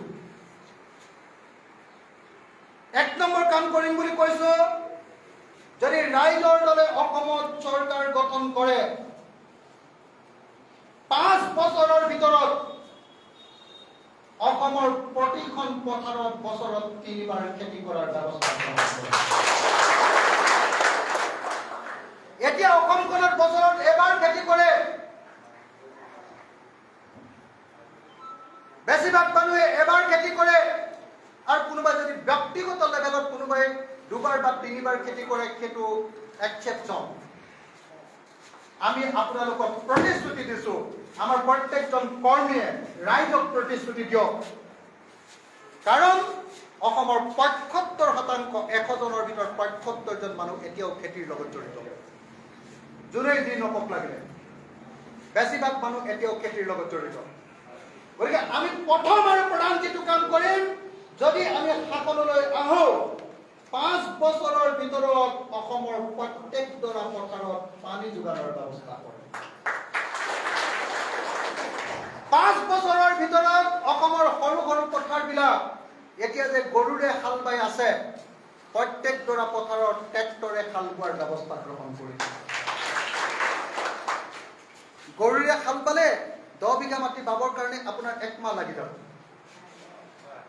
হয়নে? কহালে, সমালে, মৈয়ালে, হয়নে নহয়? তাৰপিছত একেবাৰে ৰোৱা চাহলৈকে আপোনাৰ 1 মাহ, 1.5 মাহ, 2 মাহ লাগি যাব 10 বিঘা মাটি। কিন্তু ট্ৰেক্টৰে যদি হাল বাই এদিনতে শেষ হ'ব, কিন্তু 2বাৰ বাব লাগিব মিনিমাম। গতিকে 2 দিনতে আপোনাৰ ট্ৰেক্টৰে হাল বালে 10 বিঘা মাটি খতম, 100 বিঘা মাটি খতম, নহয়নে? গতিকে যদি বছৰত 3বাৰ খেতি কৰিব লাগে ইমান সময়টো আমি নাপাম। গতিকে ট্ৰেক্টৰ কিছু পৰিমাণে কৃষিৰ যান্ত্ৰিকীকৰণ কৰা হ'ব। কিন্তু আটাইতকৈ যিটো কাম কৰিব লাগিব, প্ৰত্যেকজন খেতিয়কক এতিয়াৰ খেতি কৰাৰ যিটো মানসিকতা, আমাৰ এতিয়াৰ খেতি কৰাৰ মানসিকতাটো কি? আমাৰ এতিয়াৰ খেতি কৰাৰ মানসিকতাটো হ'ল অকল নিজৰ ঘৰৰ কাৰণে খেতি কৰোঁ। পেছাদাৰী ব্যৱসায়িক খেতি নহয়, বজাৰৰ কাৰণে খেতি নকৰোঁ। আমি ব্যৱসায়িক খেতি নকৰোঁ। আমাৰ ঘৰৰ পিৰালিতে দুজোপা পিৰালি পালেং, আমাৰ ঘৰৰ পিৰালিতে দুজোপা সৰুৱা বেঙেনা, এজোপা ভোট জলকীয়া, দুজোপা কণ জলকীয়া, আৰু কাষতে থকা যিটো গোহালিৰ পৰা য'ত গোবৰ পেলাইছোঁ তাতে দুডাল লাও, এজোপা কোমোৰা, বা খুব বেছি আজিকালি পটল বা কুন্দুলি এজোপা, ইমানকণ লাইশাক, ইমানকণ ধনিয়া, এইটোৱে আমাৰ খেতি। অৰ্থাৎ আমি খাবৰ কাৰণে কেৱল খেতি কৰোঁ। এই খেতিটোক সামন্তীয় কৃষি ব্যৱস্থা বুলি কোৱা হয়। আমি এই কৃষি ব্যৱস্থাৰ পৰিৱৰ্তন ঘটাম। আমি বজাৰৰ কাৰণে খেতি কৰিম। আমি বজাৰ দখল কৰিবৰ কাৰণে খেতি কৰিম। আমি অসমীয়া মানুহৰ হাতলৈ, অসমৰ মানুহৰ হাতলৈ অসম, উত্তৰ পূৰ্বাঞ্চল, ভাৰত আৰু পৃথিৱীৰ বজাৰ আমাৰ হাতলৈ কাঢ়ি আনিম। গতিকে আমাৰ দ্বিতীয় কামটো হ'ব, এক নম্বৰ কামটো হ'ল আমাৰ প্ৰত্যেকডৰা পথাৰত, মই আপোনালোকক ক'ব খুজিছোঁ, যোৱা সময়খিনিত ভাৰতবৰ্ষত যিমানে শাসন কৰিলে, অসমৰ তেল ডিগবৈত ওলালে, ডিগবৈৰ পৰা একদম তেলৰ পাইপলাইন গৈ বিহাৰৰ বাৰামুণি পাই গ'ল, তাত তেল শোধনাগাৰ হ'ল। কিন্তু আমাৰ কাষতে ব্ৰহ্মপুত্ৰ আছে, ব্ৰহ্মপুত্ৰৰ পৰা এডালো পাইপলাইন আহি আমাৰ পথাৰত, এডালো পাইপ আহি আমাৰ পথাৰত পানী যোগানৰ ব্যৱস্থা নকৰিলে। অৰ্থাৎ আমাৰ সম্পদৰ লুণ্ঠন কৰা হ'ল, কিন্তু আমাৰ কাৰণে কোনো ব্যৱস্থা গ্ৰহণ কৰা নহ'ল। মই আপোনালোকক এই কথাই ক'ব খুজিছোঁ যে ৰাইজৰ দলে যদি কাইলৈ শাসনত আহে, তেতিয়াহ'লে ব্ৰহ্মপুত্ৰৰ পৰা আৰু ইয়াৰ উপনদী আৰু বিলবিলাকৰ পৰা প্ৰত্যেকডৰা পথাৰত পানী যোগান আৰু বিশুদ্ধ খোৱা পানী যোগানৰ 100% নিশ্চয়তা কৰা। শ্ৰদ্ধেয় কৰ্মীসকল, শ্ৰদ্ধেয় সতীৰ্থসকল, আমাৰ দ্বিতীয় কামটো হ'ল আমি উৎপাদন কৰা, খেতিয়কসকলে উৎপাদন কৰা প্ৰত্যেকটো বস্তুৰ আমি দাম দিম। আজি হিমন্ত বিশ্ব শৰ্মা চৰকাৰে কৈছে যে FCI ধান কিনিব 10 lakh metric ton. 10 lakh metric ton নিকিনিলে 1 লাখ মেট্ৰিক টনহে কিনিলে।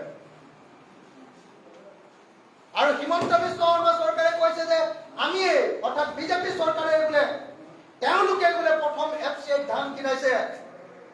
কিন্তু আমি বুকুত হাত থৈ দপদপাই ক'ব পাৰোঁ যে অসমত FCI ধান কিনাইছোঁ আমি কৃষক মুক্তি সংগ্ৰাম সমিতি। মনত আছেনে আপোনালোকৰ? 2012 চনত আন্দোলন কৰি কিমানবাৰ আমি FCI অফিচ ঘেৰাও কৰি অসমত FCI ধান কিনাবৰ কাৰণে বাধ্য কৰাইছোঁ। মই আপোনালোকক প্ৰতিশ্ৰুতি দিছোঁ আৰু আমাৰ দলৰ কৰ্মসূচীত লিখি থোৱা আছে যে ৰাইজৰ দলে যদি চৰকাৰ গঠন কৰে, তেতিয়াহ'লে আপোনালোকৰ আমাৰ খেতিয়কবিলাকে যি বস্তুৱে উৎপাদন নকৰক লাগিলে প্ৰত্যেকটো বস্তুৰে প্ৰকৃত বজাৰ মূল্য লাভ কৰিব। বিলাহী 50 পইচা কেজিত বিক্ৰী কৰিব নালাগে। আমি আপোনালোকক গেৰাণ্টি দিছোঁ, যদি ৰাইজৰ দলে চৰকাৰ গঠন কৰে, ধানৰ পৰা আৰম্ভ কৰি, সৰিয়হৰ পৰা আৰম্ভ কৰি, শাক পাচলিৰ পৰা আৰম্ভ কৰি যি বস্তুৱে আমাৰ খেতিয়ক আৰু অসমৰ ৰাইজে উৎপাদন কৰিব, প্ৰত্যেকটো বস্তু হয় বজাৰ দিয়াৰ ব্যৱস্থা গ্ৰহণ কৰা হ'ব, নহ'লে চৰকাৰে প্ৰত্যেকটো বস্তু কিনি ল'ব। চৰকাৰে প্ৰত্যেকটো বস্তু কিনি লৈ খেতিয়কবিলাকে দাম পোৱাৰ ব্যৱস্থা গ্ৰহণ কৰিব। আৰু চৰকাৰে যে কিনি ল'ব, কিনি লৈ এইটো মানে এনেই চৰকাৰে খেতিয়কসকল পইচাটো দি মনটো ভাল লগাই চৰকাৰৰ ধন শেষ কৰিবৰ কাৰণে চৰকাৰে কিনি নলয় বস্তু এটা। চৰকাৰে যদি বিলাহী কিনি লয়, ৰাইজৰ দলৰ চৰকাৰে সেই বিলাহীৰ ওপৰত গাঁৱে গাঁৱে বিলাহীৰ ওপৰত ইণ্ডাষ্ট্ৰি কৰিব। কিহৰ ইণ্ডাষ্ট্ৰি? চচৰ ইণ্ডাষ্ট্ৰি, টকৰ ইণ্ডাষ্ট্ৰি, বিলাহী টক যে বনাই, আচাৰৰ ইণ্ডাষ্ট্ৰি আৰু কোল্ড ড্ৰিংকছৰ ইণ্ডাষ্ট্ৰি। তেতিয়াহ'লে আমাৰ তৃতীয় প্ৰতিশ্ৰুতিটো হ'ল, প্ৰথমটো হ'ল আপোনালোকক মনত পেলাই দিছো, বছৰত 3 বাৰ খেতি কৰাৰ ব্যৱস্থা। দ্বিতীয় কামটো হ'ল প্ৰত্যেকজনৰ উৎপাদিত সামগ্ৰীৰ প্ৰকৃত বজাৰৰ ব্যৱস্থা কৰা, দাম পোৱাৰ ব্যৱস্থা কৰা। 3 নম্বৰ কামটো হ'ল সকলো বস্তুৰ ক্ষেত্ৰতে ভ্যালু এডৰ ব্যৱস্থা গ্ৰহণ কৰা। ভ্যালু এড মানে মূল্য সংযোজন। এই যে মই ক'লো বিলাহীটো এনেই খৰচ নকৰোঁ, 1 কেজি বিলাহীৰ দাম 40 টকা, কিন্তু যেতিয়া টক, চচ, কোল্ড ড্ৰিংকছ, আচাৰ তৈয়াৰ কৰি 1 কেজি বিলাহীৰ পৰা আমি 400 টকা পাওঁ, হয়নে? এইটো ভ্যালু এড কৰা। 4 নম্বৰটো হ'ল আটাইতকৈ গুৰুত্বপূৰ্ণ কামটো আমি কৰিব খোজো। কি? 4 নম্বৰ আটাইতকৈ গুৰুত্বপূৰ্ণ কামটো কৰিব খোজো, অসমৰ গাঁৱে গাঁৱে আমি ইণ্ডাষ্ট্ৰি কৰিব।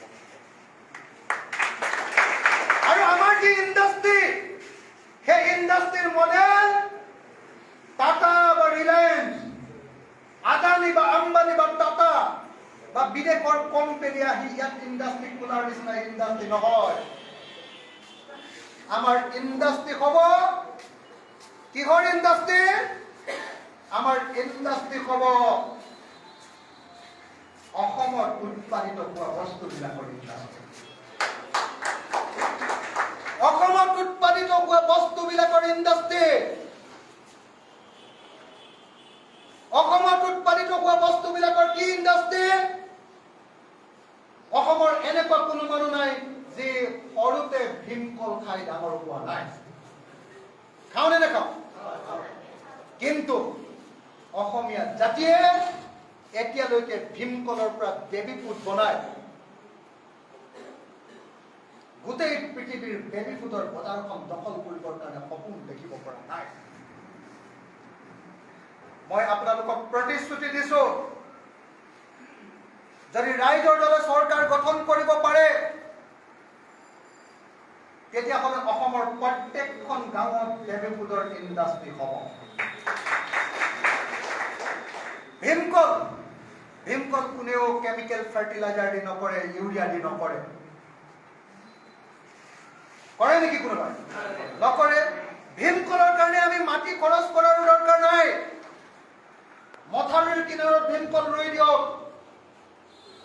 ৰেল আলিৰ কিনাৰত ভীমকল ৰুই দিয়ক, নেশ্যনেল হাইৱেৰ কিনাৰত ভীমকল ৰুই দিয়ক, PWD ৰাস্তাৰ কিনাৰত ভীমকল ৰুই দিয়ক, আৰু প্ৰত্যেকখন গাঁৱতে এটা ইণ্ডাষ্ট্ৰি কৰক ভীমকলৰ।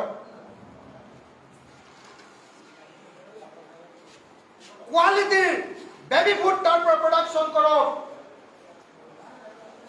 সেই প্ৰডাকশ্যন কৰাৰ পাছত সেই যি বেবী ফুড, যেনেকৈ চেৰেলেক, যেনেকৈ হৰলিক্স, তেনেকৈ ভীম শক্তি বা ভীমভিটা বা এনেকুৱা কিবা ভীমকলৰ আমি যদি বেবী ফুড তৈয়াৰ কৰোঁ, আৰু যদি গোটেই পৃথিৱীৰ মানুহে জানে যে ভীমকলত এনেকুৱা ধৰণৰ উপাদান আছে যে শিশুৰ কাৰণে আটাইতকৈ উপযুক্ত, আৰু য'ত কেমিকেল ফাৰ্টিলাইজাৰ দিয়া নহয়, চেৰেলেক নহয়, হৰলিক্স নহয়, এইটো এটা এনেকুৱা এটা বেবী ফুড গোটেই পৃথিৱীৰ মানুহে থপিয়াই সেই বেবী ফুড কিনিবৰ কাৰণে খেতাৰ পৰা লগাব। আৰু মই খাটাংকে কৈছো যে কেৱল বেবী ফুডৰ ইণ্ডাষ্ট্ৰি কৰি, 2টা বস্তুৰ পৰা বেবী ফুডৰ ইণ্ডাষ্ট্ৰি কৰি, এটা হ'ল ভীমকল আৰু আনটো হ'ল কঁঠাল। পৃথিৱীৰ ভিতৰতে অসমত কঁঠাল ভাল হয়।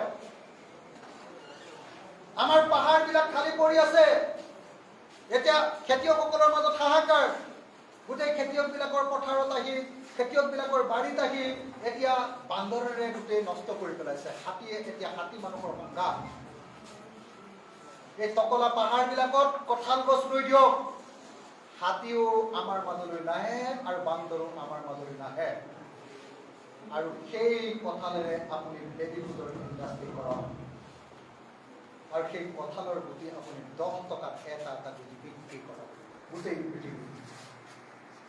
মই আপোনালোকক গেৰাণ্টি দি কৈছো, অলপ ভালকে যদি আমি পৰিকল্পনা কৰো, চৰকাৰে যদি উপযুক্ত প্ৰযুক্তি লগায়, চৰকাৰে যদি ইনভেষ্টমেণ্ট কৰে আৰু আমাৰ স্থানীয় যুৱক যুৱতীবিলাকে যদি তাত সংস্থাপিত হয়, তেতিয়াহ'লে মই আপোনালোকক গেৰাণ্টি দি কৈছো যে কেৱল ভীমকল আৰু কঁঠালৰ বেবী ফুডৰ ইণ্ডাষ্ট্ৰী বনাই আমি গোটেই পৃথিৱীৰ ভিতৰত এখন ধনী ৰাজ্যত পৰিণত হ'ব পাৰিম।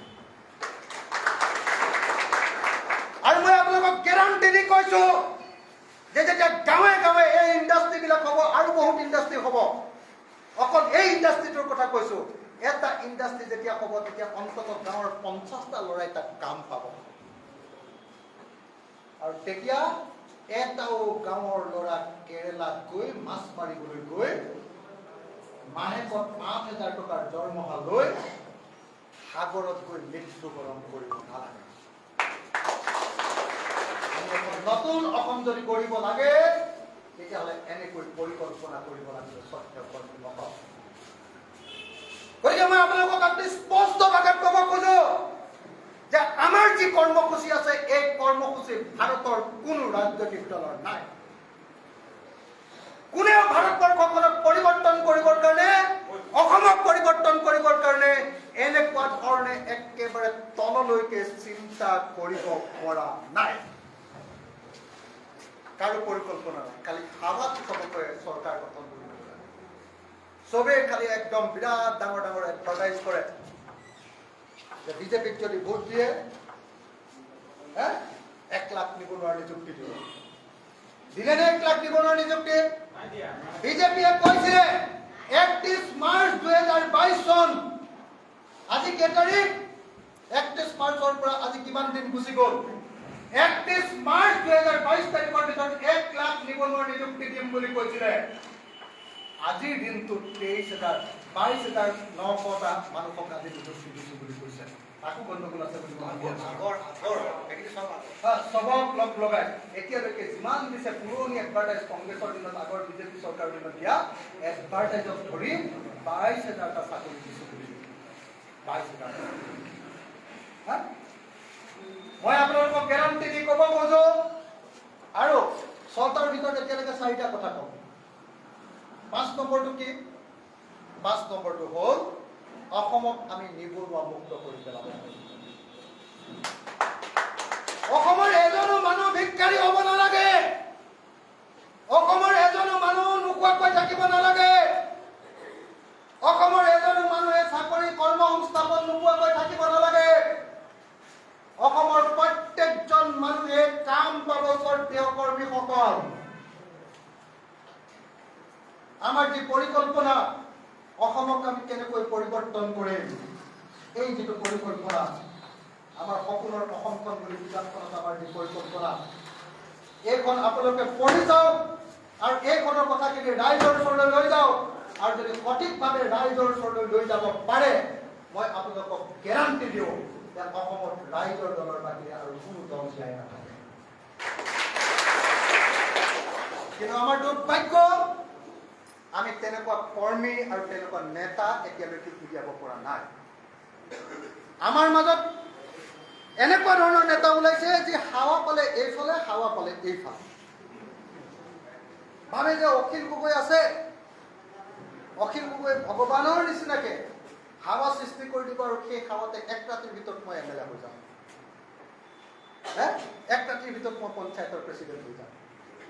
মই আপোনালোকক এটা কথা ক'ব খুজিছো দেই, এইবাৰ পঞ্চায়ত ইলেকশ্যনত আমি জিকো বা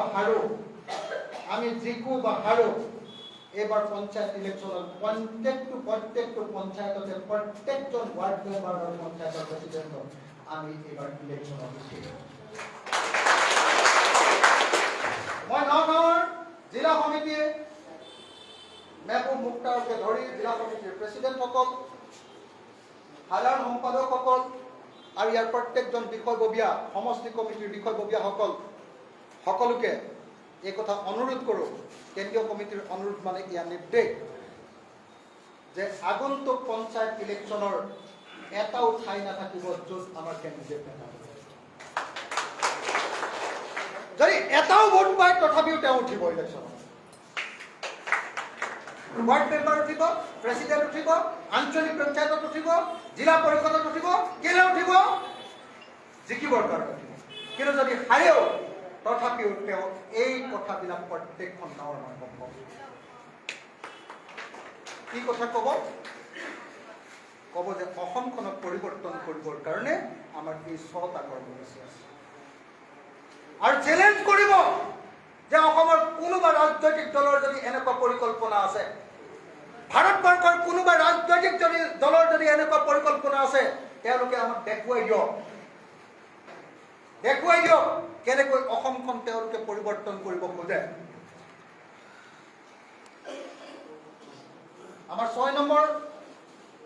6 নম্বৰ যিটো পৰিকল্পনা, আমি 6টা কাম কৰি অসমখনক যে চেঞ্জ কৰি দিম বুলি কৈছো, পৰিৱৰ্তন কৰি দিম বুলি কৈছো, ধনী অসমত যে পৰিণত কৰি দিম বুলি কৈছো, আমাৰ 6 নম্বৰ কামটো কি? আমাৰ 6 নম্বৰ কামটো হ'ল আমি বজাৰ সম্পূৰ্ণ নিজৰ হাতলৈ আনিম। কি বজাৰ? আমাৰ স্থানীয় বজাৰ, আমাৰ ওচৰৰ ৰাজ্যবিলাকৰ বজাৰ। আমাৰ ওচৰত অৰুণাচল আছে, আমাৰ ওচৰত নাগালেণ্ড আছে, আমাৰ ওচৰত মেঘালয় আছে, আছেনে নাই? আমাৰ ওচৰত ত্ৰিপুৰা আছে, আমাৰ ওচৰত মণিপুৰ আছে। আজি অৰুণাচল প্ৰদেশ পাহাৰীয়া অঞ্চল, তাত ইমান বেছি শাক পাচলি নহয়, ইমান বেছি ধান নহয়।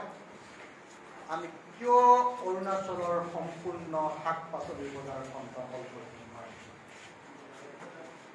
কিয় নাগালেণ্ডৰ সম্পূৰ্ণ মাংসৰ বজাৰখন আমি অসমে দখল কৰিব নোৱাৰিম?